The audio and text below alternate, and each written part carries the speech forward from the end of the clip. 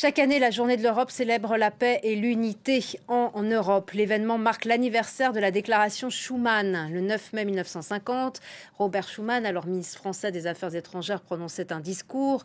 Il proposait une nouvelle forme de coopération politique pour l'Europe qui rendrait impensable toute guerre entre les nations.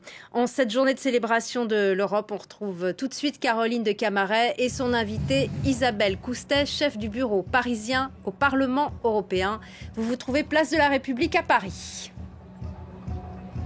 Oui, c'est la première année où on célèbre donc l'Europe, place de la République avec énormément de monde. Vous l'entendez, il y aura des concerts et surtout, c'est vrai que c'est une année géopolitiquement et économiquement assez difficile pour l'Union européenne qui se sent entourée de puissances pas toujours bienveillante à son égard. Et nous en parlons tout de suite avec Isabelle Coustet, qui est la chef du bureau parisien du Parlement européen.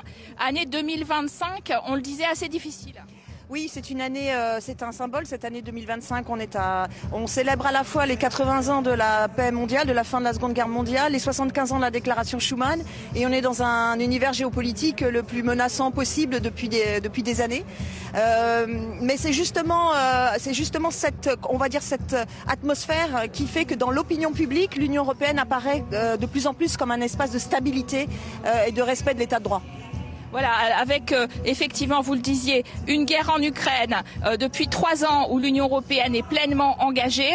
Il y a également de l'autre côté de l'Atlantique une administration Trump qui met l'Europe à rude épreuve et ça va être d'ailleurs l'objet de débats aujourd'hui.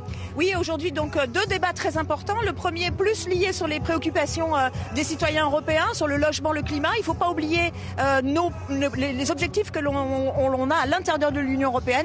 Et évidemment la deuxième table ronde plus axée sur les enjeux géopolitiques de l'Union européenne face à l'Ukraine, pas face à l'Ukraine mais en tout cas face à la guerre d'agression en Ukraine, face aux Russes, face à la guerre hybride que mènent les Russes sur nos propres territoires et aussi face au désengagement des États-Unis de la défense européenne.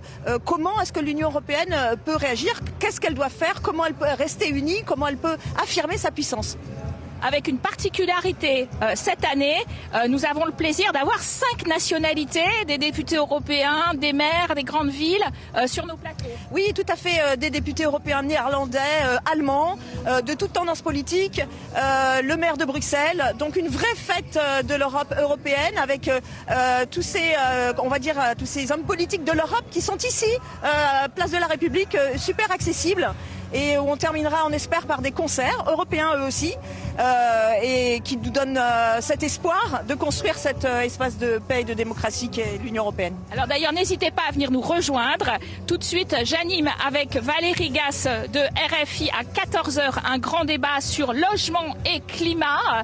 Est-ce encore des priorités de l'Union européenne? Vous pouvez venir poser vos questions. Maire de Bruxelles, on le disait, député néerlandais, eurodéputé français. Et puis à 16h aussi, alors cette fois-ci, grande table ronde géopolitique dans la tente des débats. Rejoignez-nous, posez vos questions à 5 nationalités, on le disait, sur à la fois la guerre en Ukraine et notre relation à Donald Trump. C'est place de la République que ça se passe aujourd'hui et sur France 24, bien sûr. Merci beaucoup, Caroline de Camaret.